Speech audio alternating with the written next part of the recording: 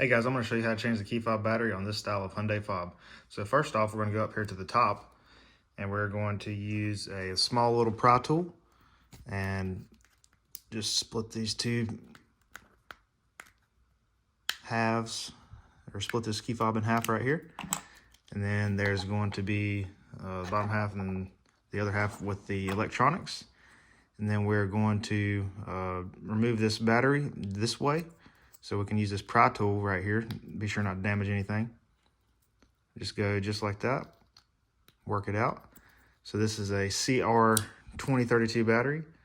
And then we're going to get our new battery and replace it. Put the letters face up, plus side up right here. Just the way it come out.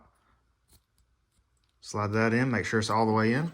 And then what we're gonna do is take the bottom half. You can see right here it's a little bit broken, but it should be all the way just straight right here and down here and around the side.